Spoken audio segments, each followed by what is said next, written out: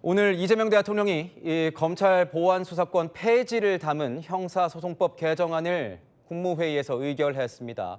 어제 이 대통령을 향해서 거부권을 행사해달라고 공개적으로 호소한 분이죠. 부산 돌려차기 사건의 피해자 김진주 씨를 스튜디오에 직접 모셨습니다. 저희가 신원이 노출이 돼서 2차 피해로 이어지는 걸 방지하기 위해 이분의 얼굴은 공개하지 않도록 하겠습니다. 안녕하십니까? 출연에 응해주셔서 감사합니다. 안녕하세요. 반갑습니다.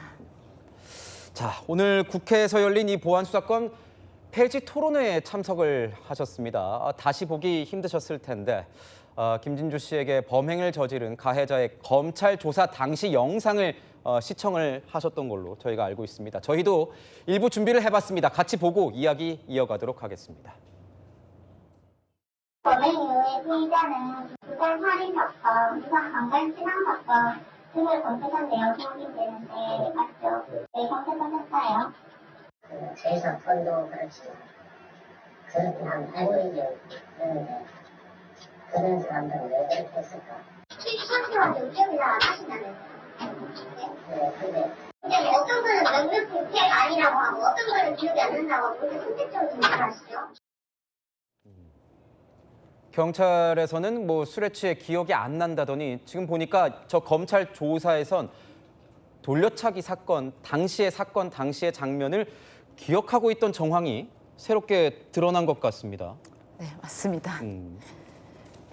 어떻습니까? 이 조사 본인이 아는 사실을 있는 그대로 설명하는 자리인 건데 그런데 가해자 같은 경우에는 검찰 조사에서 계속 경찰을 언급하고 있더라고요. 저희가 그 영상 또 준비해 봤거든요. 함께 보고 이야기 나눠보도록 하겠습니다.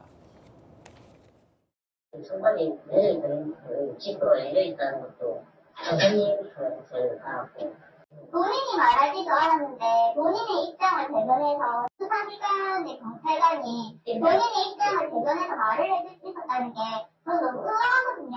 마이크를 담배를 다 피웠습니다. 이런 일도 그렇다.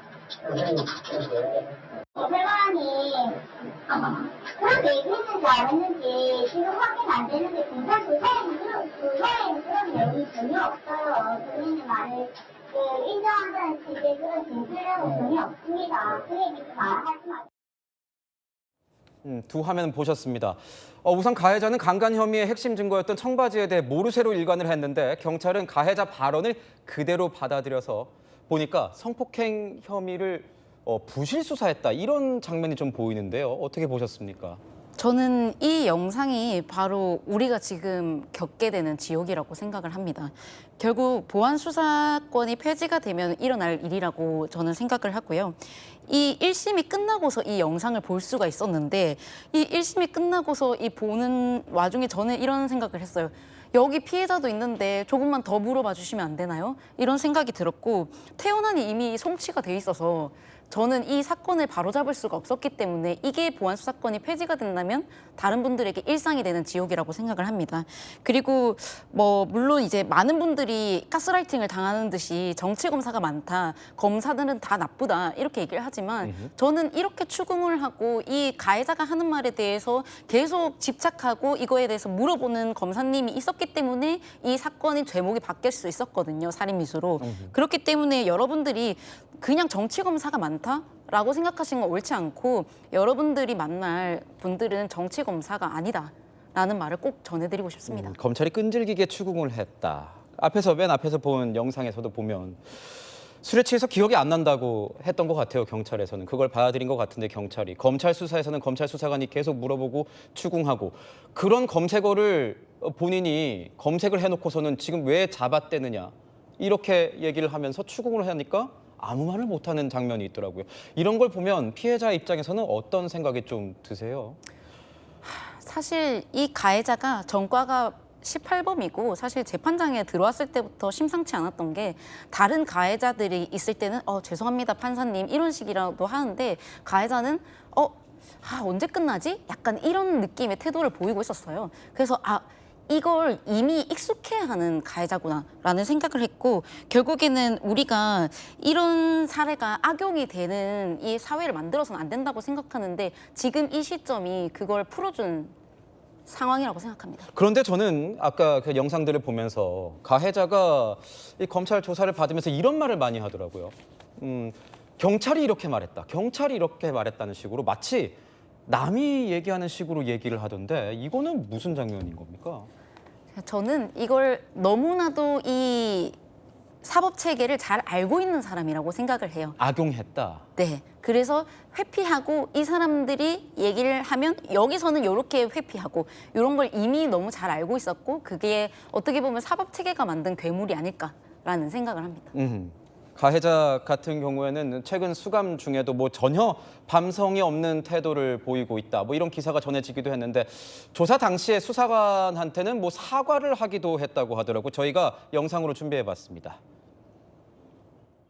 다른 거나 그래서 다시는 그러지 않겠다고 다짐하셨을 거 아니에요. 저한테 죄송한 필요 없어요. 피해자 그리고 이 피해자 본인에게 죄송해야지. 이게 뭐 하는 것입니까 이게? 결과로 책임지시는 겁니다. 제가 처음에 입사에 걸리는 거니까. 사용은 없습니다. 제가 사용 불능한다고 말씀드린 적 없습니다. 혹시 김진주 씨는 저게 어떤 장면인지 좀 아시나요? 일단 가해자가 이런 의도가 없었다.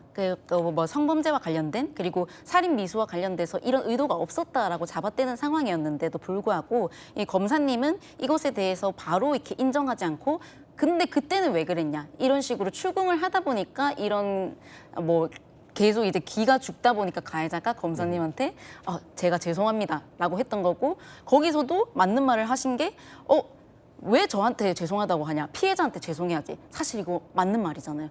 여러분들이 보실 검사님들은 이런 검사님들이라고 저는 생각을 해요. 그래서 저는 정말 운이 좋은 피해자였던 것 같습니다. 그런데 이 대목이 저는 좀 죽으면 책임이 사라지겠냐 오히려 이렇게 얘기를 하잖아요 가해자가. 이거 듣다 보니까 좀 참 저도 말이 잘 안 나오던데 어떻게 들으셨습니까?